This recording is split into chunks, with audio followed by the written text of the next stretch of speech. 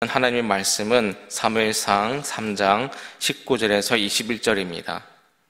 사무엘상 3장 19절에서 21절, 구약 413쪽에 있습니다.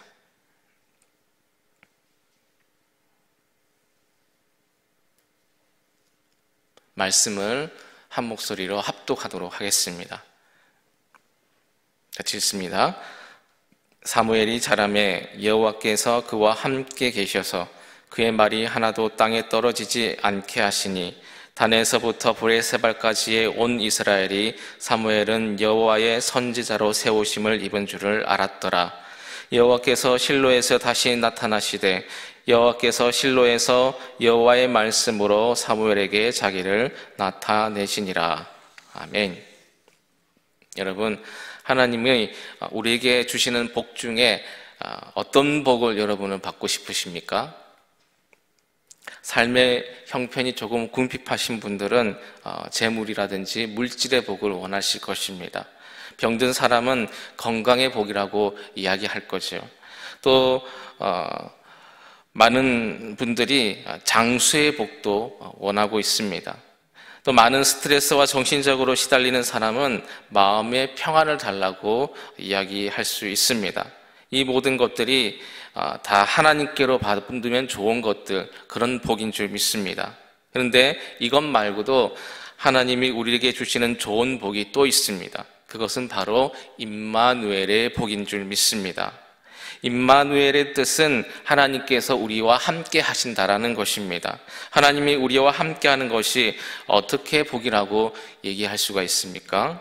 오늘 본문은 하나님이 우리와 함께 동행하시는 임마누엘이 큰 복이라고 가르쳐주고 있습니다. 19절 말씀 한번 보세요. 19절, 사무엘이 자라매 여호와께서 그와 함께 계셔서 그의 말이 하나도 땅에 떨어지지 않게 하시니. 아멘. 하나님이 사무엘과 함께 계셔서 무엇을 하시느냐 하면 그의 말이 하나도 땅에 떨어지지 않게 하셨다라고 말씀하고 있습니다. 여기에서 입에서 나온 말이 땅에 떨어지지 않는다, 이 표현은 두 가지 의미를 가지고 있습니다. 첫째는 말의 권위를 가리키는 것입니다. 이것은 다른 사람이 내 말에 귀를 기울이고 내 말에 따른다라는 뜻입니다. 요즘 우리나라 공교육 현장을 보면요, 그 현실이 아픕니다. 매스컴을 통해서 듣고 보는 것, 좋은 소식들이 나오는 것 아니지 않습니까?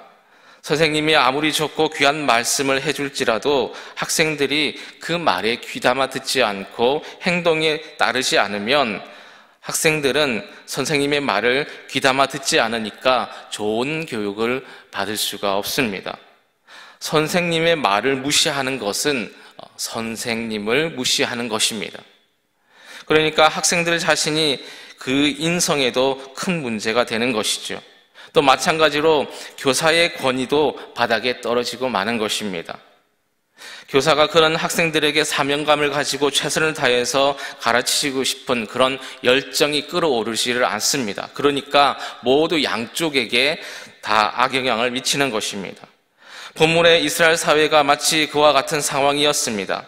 제가 지난번 설교할 때 계속해서 사무엘을 이어서 말씀을 보고 있는데 지난 시간에 엘리 제사장과 그 아들들의 모습을 살펴보았습니다. 지금 이스라엘 사회는 제사장의 말의 권위가 땅에 떨어져 있습니다. 제사장이나 선지자의 말이 땅에 떨어진다라는 것은 백성들이 그 말을 우습게 여기고 따르지 않는다라는 것입니다. 바로 이러한 때에 하나님은 사무엘을 준비시켜서 그 말이 하나도 땅에 떨어지지 않게 하셨습니다. 어떻게 그렇게 될 수 있겠습니까? 사무엘이 무엇을 말하면 그대로 이루어졌기 때문입니다. 이것이 말이 땅에 떨어지지 않는다라는 그 표현의 두 번째 의미입니다. 사무엘이 선포하는 말은 1.1획도 틀림없이 그대로 성취되었습니다. 그래서 사무엘이 말하면 사람들이 모두 그 말에 굴복하도록 말에 권세를 주셨다라는 의미입니다. 그런데 어떻게 이런 일이 가능할까요? 사무엘의 입당이 좋기 때문입니까? 사무엘이 똑똑하기 때문입니까? 오늘 성경은 이런 놀라운 말의 권위와 축복의 근원이 하나님께 있다라고 말씀하고 있습니다. 즉 임마누엘의 복, 하나님이 사무엘과 동행하셨기 때문에 가능한 일이라고 가르쳐주고 있습니다. 그러니 하나님께서 우리와 함께하는 것이 큰 복인 것이죠. 그래서 다윗은 그의 인생 말년에 쓴 것으로 알려져 있는 시편 23편에 이런 고백을 하고 있습니다. 시편 23편 4절 말씀입니다. 내가 사망의 음침한 골짜기로 다닐지라도 해를 두려워하지 않을 것은 주께서 나와 함께 하심이라. 또 형들에 의해서 애굽에 팔려갔지만 그곳에서 정말 총리가 되었던 그 요셉의 삶을 보십시오. 창세기 39장 23절 말씀입니다. 간수장은 그의 손에 맡긴 것을 무엇이든지 살펴보지 아니하였으니 이는 여호와께서 요셉과 함께 하심이라. 여호와께서 그를 범사에 형통하게 하셨더라. 아멘. 우리는 이 놀라운 복의 주체가 누구인지를 분명하게 깨달아야 합니다. 사무엘이 온 이스라엘 전역에 선지자로 세워진 것은 하나님께서 그와 함께 하셨기 때문입니다. 사무엘은 스스로나 누구의 선출에 의해서 선지자가 된 것이 아니라 하나님께서 사무엘을 선지자로 세우셨습니다. 20절 말씀입니다. 단에서부터 브엘세바까지의 온 이스라엘이 사무엘은 여호와의 선지자로 세우심을 입은 줄을 알았더라. 아멘. 이스라엘은 하나님이 함께 하심으로 이 사무엘이 선지자로 세우심을 알았습니다. 선지자는 사람들에게 하나님의 말씀을 대언하고 그 뜻을 알려주는 하나님의 종입니다. 이런 일을 하는 사람이 선지자라면 선지자에게 반드시 필요한 것이 무엇이겠습니까? 바로 하나님의 말씀입니다.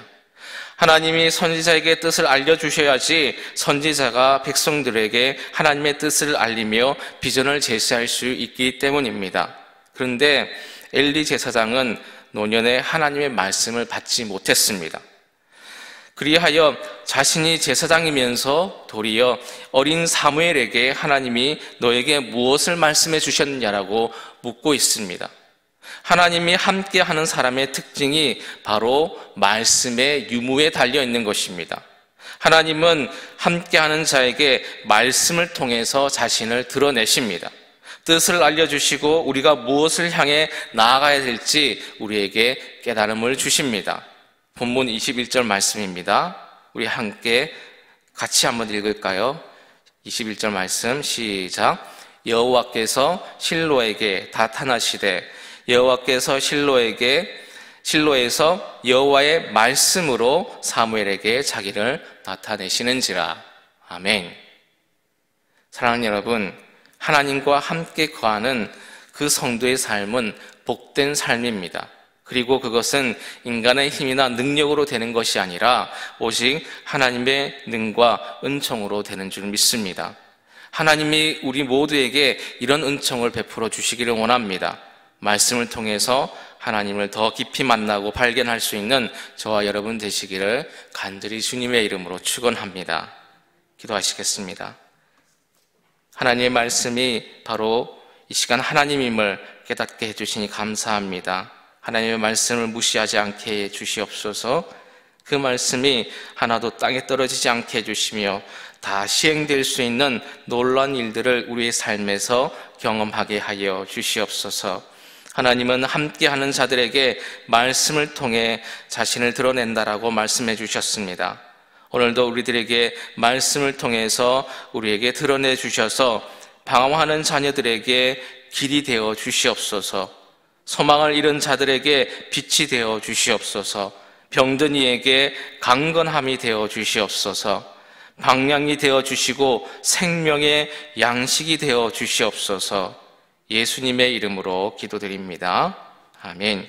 하늘에 계신 우리 아버지, 아버지의 이름을 거룩하게 하시며 아버지의 나라가 오게 하시며 아버지의 뜻이 하늘에서와 같이 땅에서도 이루어지게 하소서.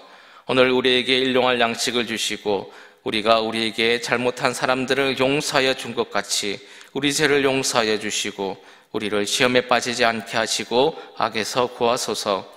나라와 권능과 영광이 영원히 아버지의 것입니다. 아멘.